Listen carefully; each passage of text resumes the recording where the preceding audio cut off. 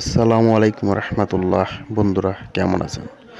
Bangla take 369 পক্ষ থেকে আমি আব্দুল সালাম জানাচ্ছি আপনাদের শুভেচ্ছা এবং অভিনন্দন। হ্যাঁ বন্ধুরা, আপনাদের অনেকের রিকোয়েস্টের উপর ভিত্তি করে আজকে একটি কমপ্লিট ডিজে অ্যাম্প্লিফায়ার তৈরি করার সিস্টেম দেখাবো। যারা আমার এই চ্যানেলটিতে এই মুহূর্তে একেবারেই নতুন ইন করছেন, তাদের অনুরোধ করব এখনই সাবস্ক্রাইব করে রাখুন, পাশাপাশি বেল আইকনে ক্লিক করুন।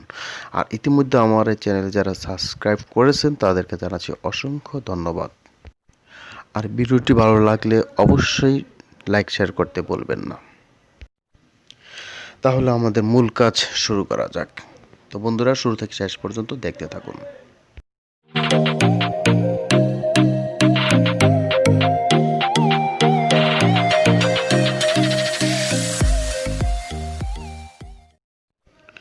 আমি প্রথমে বলে রাখি, এই অ্যাম্প্লিফায়ারটা আমরা যে ট্রানজিস্টর ইউজ করব 1943 এবং 5200 এবং অরিজিনাল ট্রানজিস্টর এখানে ইউজ করা হবে। এনপিএন এবং পিএনপি ট্রানজিস্টরগুলো সাধারণত হয়ে থাকে এবং 4 ট্রানজিস্টরের বোর্ড আমরা ইউজ করবো, অর্থাৎ 4টি ট্রানজিস্টর 2 সাইড ইউজ করবো, এক পাশে 1943 আর এক পাশে 5200।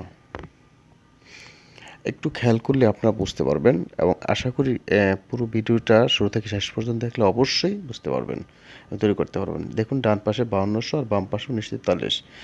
বোঝার স্বার্থে আবার একটু ঘুরিয়ে দেখাচ্ছি, একটু খেয়াল করুন। যদিও আমরা আসলে আগে দেখাইনি, তো সমস্যাও নেই, এটা মেজর কোনো বিষয় না। আমরা যে বডিটাতে অর্থাৎ যে ক্যাচিনটাতে আমরা সেট করবো, এটা হচ্ছে সেই ক্যাচিন। এখানে আমরা দেখাচ্ছি, এখানে আমরা যেহেতু 4 ট্রানজিস্টর, সো আমরা 35 অর্থাৎ 35 ভোল্টের ট্রান্সফরমার আমরা এখানে ইউজ করবো। ফ্যান তো অবশ্যই লাগবে, আর এখানে ব্লুটুথ ইউএসবি থাকবে একটা, ইকো সার্কিট অর্থাৎ সাউন্ড অর্থাৎ কথা বলার জন্য, মাইক্রোফোন ইউজ করার জন্য থাকবে এটা। আর বেস্টন তো অবশ্যই কমন বিষয়। তো যাই হোক, আমরা এখানে 10,100 ভোল্ট ক্যাপাসিটার ইউজ করব। আমি মোটামুটি এইভাবে এখানে সেট করছি, যে অনেকের অন্যভাবে সাজাতে পারে, যেহেতু আপনাদের দেখাতে হবে, হয়তো সাজানোটা অতটা সুন্দর হবে না, তবে চেষ্টা করব। আমার মূল উদ্দেশ্য হবে আপনাদেরকে একটু বোঝানো কীভাবে তৈরি করতে হয়। আমরা ক্যাপাসিটারটা এখানে তৈরি করব, এখানে সেট করব।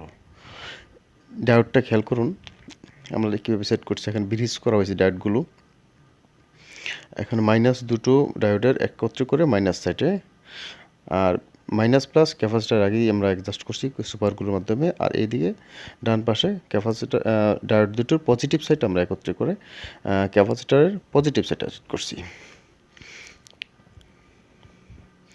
আমরা এসিটা ইন করব। একটা ফিউজ হোল্ডার অবশ্যই এখান থেকে আমরা বাই করে নেব, ফিউজ হোল্ডারটা হয়ে যাবে, ইন হবে। তো ট্রান্সফরমার যে ভোল্টটা ঢুকবে, এটা এই যে একটা বিষয় আপনারা বুঝবেন। আর ট্রান্সফরমারের ভিতরে আমরা যে ভোল্টটা যে ইন করবো, সেটাকে ফিউজ হোল্ডার দিয়ে অর্থাৎ ফিউজ দিয়ে আমরা করব, সেটা হচ্ছে আমি দেখার চেষ্টা করছি।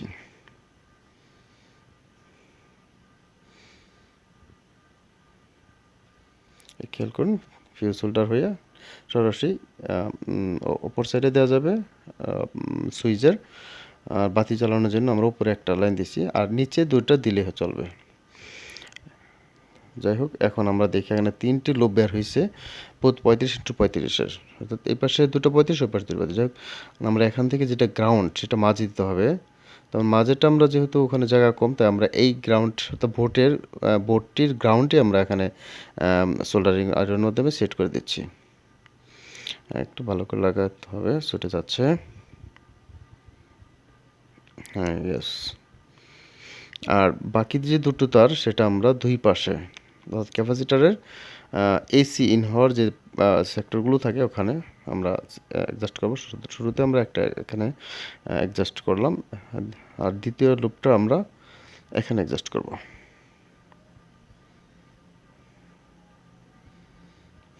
একটু সুন্দর করে লাগিয়ে দাও। হ্যাঁ, একটু ভালো করে ধরে রাখো। যাই হোক, আমাদের মোটামুটি এখানে লাগানো শেষ। তারপর গ্রাউন্ড কিন্তু আমরা এখনও ক্যাপাসিটারের গ্রাউন্ড থেকে বোর্ডে গ্রাউন্ড দিইনি, একটু খেয়াল করুন, একটু পরে আমরা দেব। হ্যাঁ, এই তারটি আমাদের গ্রাউন্ড, একের নিচে থেকে যে গ্রাউন্ড খেয়াল করুন 2 ক্যাপাসিটার অ্যাডজাস্টেবল জায়গা থেকে আমরা এখানে অর্থাৎ এই বোর্ডের গ্রাউন্ডটা আমরা সেট করব। আর ডান পাশ থেকে যে পজিটিভ সাইড, এই পজিটিভে চলে আসছে ঠিক এখানে। আর নেগেটিভ সাইড চলে আসবে এই পাশে। এখানে এই ডিরেকশন কিন্তু দেয়া আছে বোর্ডের ভিতরে। হ্যাঁ, সুন্দর করে সোল্ডারিং করো।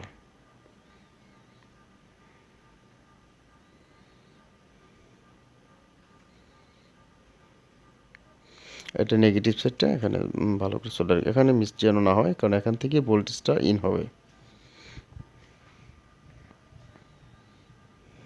স্পিকারের যে আউটপুট সেটা আমরা এখন সেট করব বোর্ড থেকে। তো বন্ধুরা বলছি অনেক সহজ কিন্তু সেটটি তৈরি করা। আপনারা চাইলে বোর্ড আর বড় করতে পারেন, অর্থাৎ 4, 8, 10, 12 যত ইচ্ছে বড় করতে পারেন, সিস্টেম একই। এটা হচ্ছে স্পিকারের আউটপুটের পজিটিভ লাইনটা, আর গ্রাউন্ড আপনার যে কোনো এক সাইডে দিলেই হবে। হ্যাঁ, আমরা দিছি পজিটিভ ওই সাইড আর গ্রাউন্ড এটা।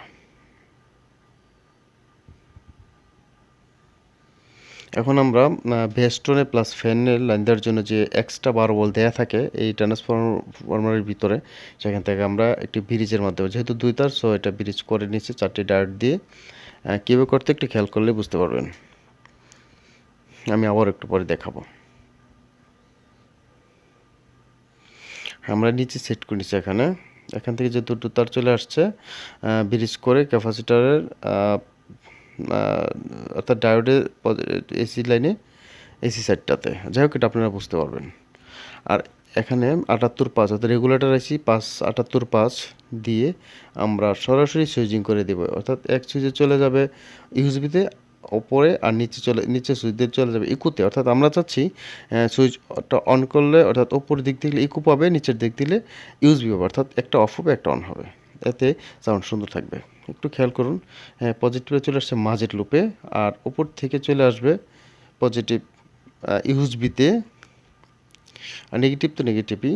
আর নিচের যে তার লাইনটা থাকবে অফ করলে এখান থেকে নিচের চলে আসবে ইকুর পজিটিভে, অর্থাৎ 5 ভোল্ট এখানে ঢুকে আসবে। আর নেগেটিভটা অবশ্যই কমন থাকবে, যেখান থেকে হোক নেগেটিভ আমাদের কমন। আর এটা হচ্ছে ইনপুটটা, অর্থাৎ ইনপুট ভেস্টনে ইনপুটে দিতে হবে ইকুর আউটপুট থেকে।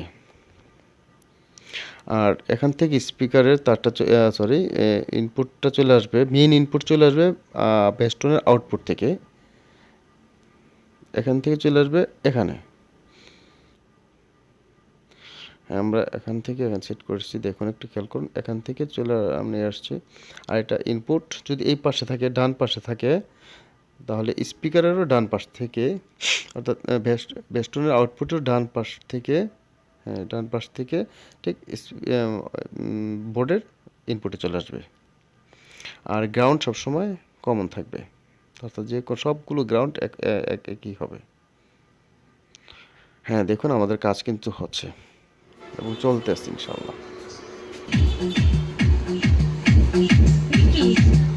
এরকম বাঁচতেছে অনেক সুন্দর করে।